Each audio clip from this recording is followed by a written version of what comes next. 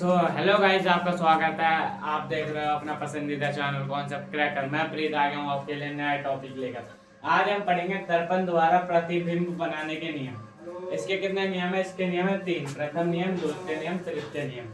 अब बिना बिना टाइम वेस्ट करे हम करते हैं इसको शुरू। सबसे पहले पढ़ते हैं प्रथम नियम। प्रथम नियम, दर्पण के मुख्य अक्ष के। अब दर्पण बनाते हैं, पहले हमने बना लिया। ये कौन सा दर्पण है बताओ? किसी ने हल्का सा भी पढ़ा होगा तो पता होगा। इसको कहते हैं उत्तल दर्पण। उत्तल दर्पण, उत्तल दर्पण में ये चिकनी सतह उभरी हुई होती है। और अवतल दर्पण में ये हमारा अवतल दर्पण है। अवतल दर्पण में धसी हुई होती है, इसमें उभरी उसमें धसी। ठीक है। अब ये हमारा, और इसके जो ये होगा ना, इसको कहेंगे हम दर्पण का वक्र।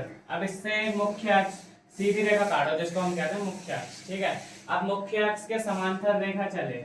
ठीक है, समांतर रेखा चलने वाली प्रकाश की किरण दर्पण से परावर्तन के पश्चात मुख्य फोकस की उससे होकर जाती है। ठीक है। अब हमारा ये यहाँ पर आया। ठीक है।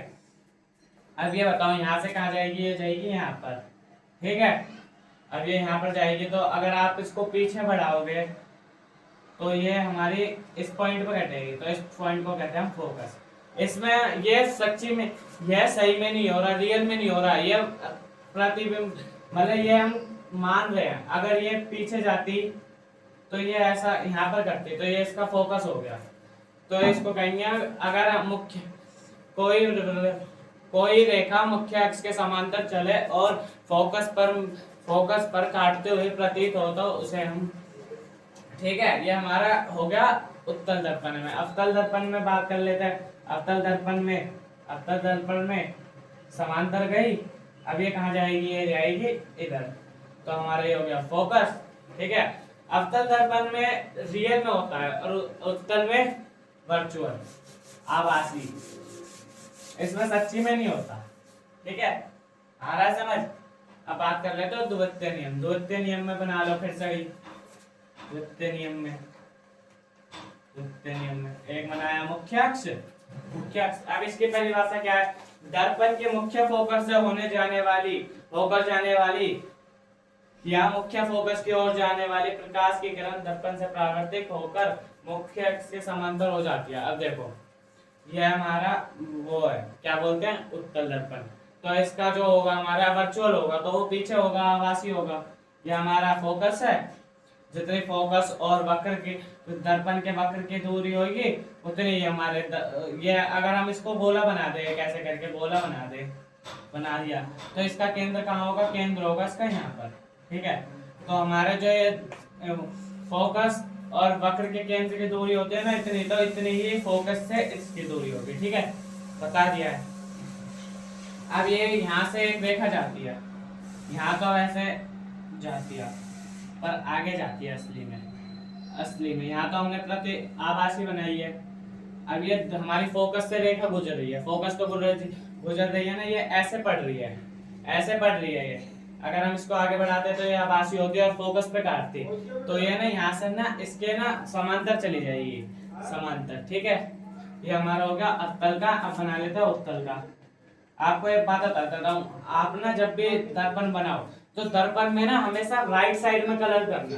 देखो अभी मैंने जितनी भी वीडियोस बनाई है सब में राइट साइड में कलर करा है, क्योंकि राइट साइड में करते हैं ना, तो एक साइंटिस्ट था, उन्होंने कहा था हर बार दर्पण ने राइट साइड में कलर होना चाहिए, वह बढ़िया लगता है। अब वक्र से एक सीधी रेखा काटो, ये हमारा मुख्य फोकस हो गया। अब ये हमारा केंद्र हो गया, केंद्र से एक रेखा गुजर रही है, तो केंद्र नहीं, फोकस से एक रेखा गुजर रही है। अब ये फोकस से गुजर रही है, तो ये तो दर्पण से टकराने के बाद हमारे मुख्य अक्ष के समांतर हो जाएगी। ये हो गया हमारा द्वितीय नियम। कैसे थे? नियम बहुत आसान है, अभी आपने देखा है। अब बात करते हैं लास्ट नियम की। लास्ट नियम क्या है? तृतीय नियम।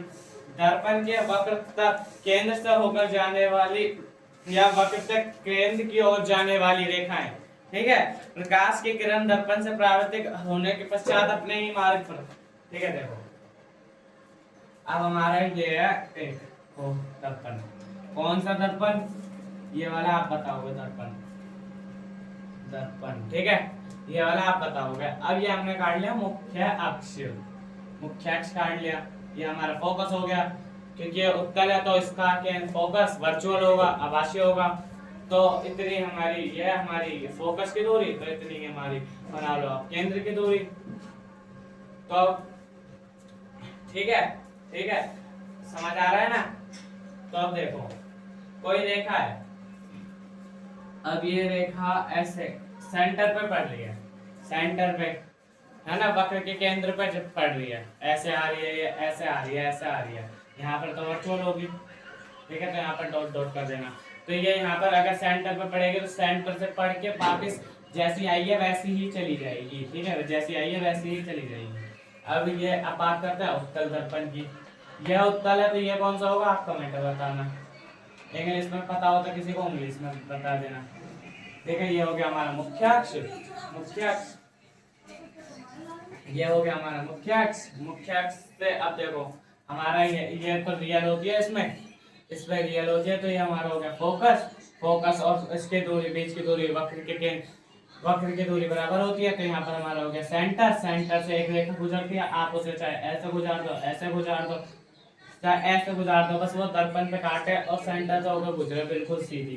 तो वो ऐसे आ रही है, ऐसे आ रही है तो ऐसे ही चली जाएगी, ऐसे आ रही है, ऐसे आ रही है तो ऐसे चली जाएगी, ऐसे जा रही है, ऐसे जा रही है तो ऐसे चली जाएगी। ये हो गया हमारा तृतीय नियम, ठीक है। अगर पढ़ने में थोड़ा सा भी मजा आया हो तो प्लीज चैनल को सब्सक्राइब कर लेना। मिलते हैं नेक्स्ट पार्ट में और भी इंटरेस्टिंग टॉपिक के साथ, जब तक के लिए धन्यवाद।